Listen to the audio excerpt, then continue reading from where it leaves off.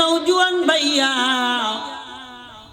তোমার মতন কত ভাইয়া টুপিওয়ালা, দাড়িওয়ালা, জুব্বাওয়ালা তাহাজ্জুদ গুজার আছে না নাই?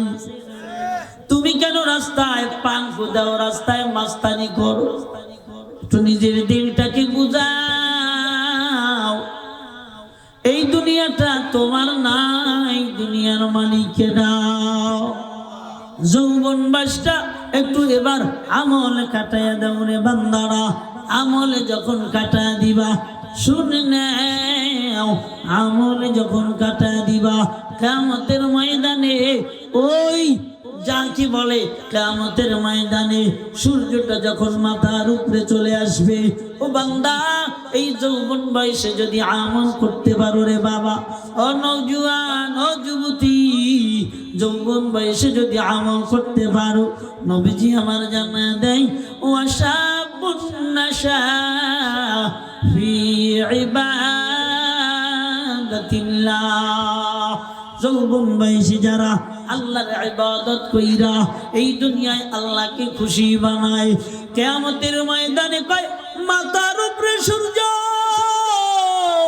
চলে আসবে রে উম্মত, রে নওজোয়ান, মাথার মগজগুলা এমনি ভাবে চারা ফাইটা টাস টাস করে বান্দারা এবার কইলা কইলা মাথার মগজগুলা পড়তে থাকবে।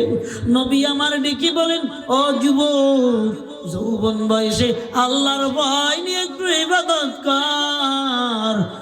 আমি এই দুনিয়ার জমিনে জানা দিলাম, আমার আল্লাহ কিয়ামতের ময়দানে আরশে আজিমের নিচে সায়াদান করবে।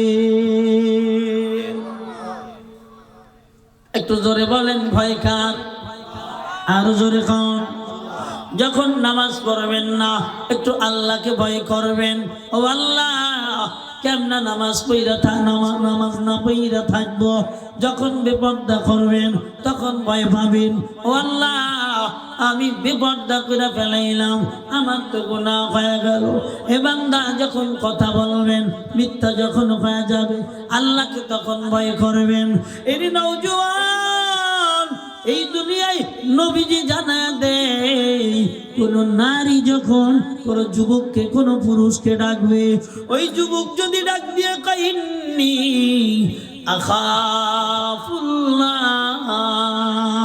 আমি আমার আল্লাহকে ভয় করি, তোমার সঙ্গে গুনাহ করতে পারবো না, তোমার সঙ্গে গুনাহ করব না। এর নওজোয়ান, আমার নবীজি জানা দেয়, কিয়ামতের ময়দানে যখন কোনো ছায়া থাকবে না আরশে আজিম ব্যতীত, তখন আমার আল্লাহ তোমাকে আরশে আজিম দিয়া ছায়া দান করবে। শুধু তাই না, আমার আল্লাহ বলেন, ওয়ালিমান খাফা মাকামা রাব্বিহি জান্নাতান।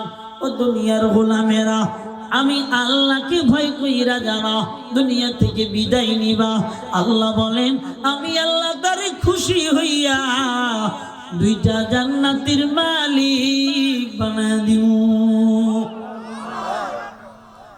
কয়টা? কয়টা? কি করলে? আল্লাহকে ভয় কইরা দুনিয়া থেকে যদি মারা যায়, ও আল্লাহ, কিয়ামতের ময়দানে তোমার সামনে গুনাহ নিয়ে দাঁড়াইতে পারবো না। ও আল্লাহ, কিয়ামতের ময়দানে তোমার সামনে আমি কোন গুনাহ নিয়ে যদি দাঁড়াই, ও আল্লাহ, আমি মুখ দেখাইতে পারবো না।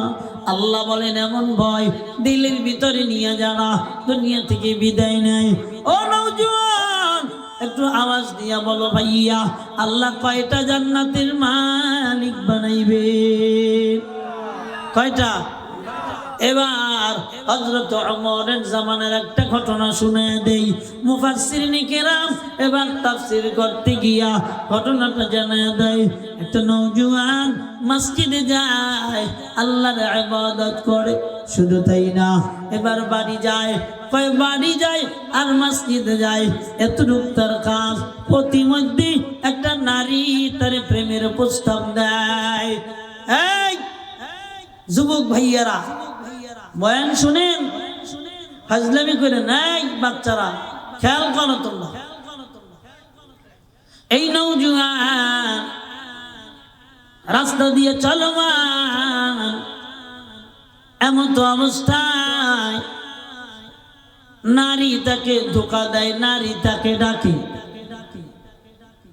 উনি বলে আমি আল্লাহকে ভয় পাই, দুনিয়া আমি কারোর সঙ্গে কোনো অবৈধ সম্পর্ক করতে পারবো না। চলতেছে নারীরা একটু প্রেমে ফেলায় বেশি, কথা বলে না জোরে খান। হ্যাঁ, হযরত ইউসুফ আলাইহিস সালাতু ওয়াস সালাম, ওনাকে যখন জুলাইখা 60টা গেট আটকাইয়া তালা মাইরা গোপন কামরার ভিতরে ঢুকাইয়া যখন বলছিলেন ইউসুফ আমার মনের বাসনা পূরণ করো, ইউসুফ বলেছিলেন আলাইহিস সালাতু ওয়াস সালাম যে আমি কাকে ভয় পাই? সবাই একটু জোরে বলেন, আরো জোরে বলেন, আরো জোরে বলেন, আমি আল্লাহকে ভয় পাই। জুলাইখা তো মূর্তির পূজা করে, সব মূর্তিগুলা কাপড় দিয়া আমরা ঢাকতাছে। কে? উনি ইউসুফের সাথে মিলিত হবে, ওনার খোদারা যদি দেখে ফেলায়, ওনার খোদারা যদি দেখে ফেলায়, এই জন্য উনি খোদা রাখে।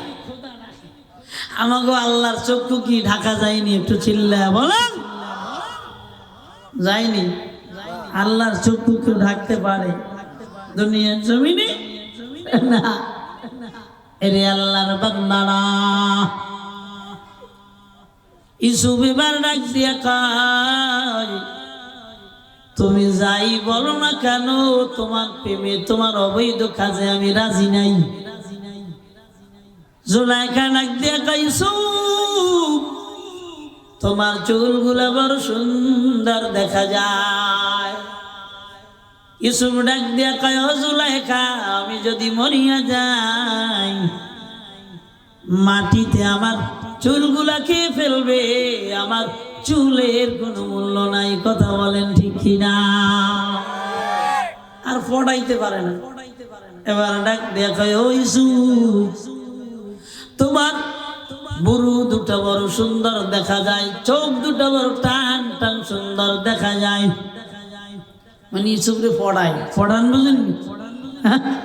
দুর্বল পয়গম্বর ইউসুফ ডেকে বলে জুলাইখা আমি যখন মরিয়া যাব, আজ বাদে আগামী দিন আমার মাটি, আমার বুড়ো, আমার চক্ষু মাটিতে খেয়ে ফেলবে।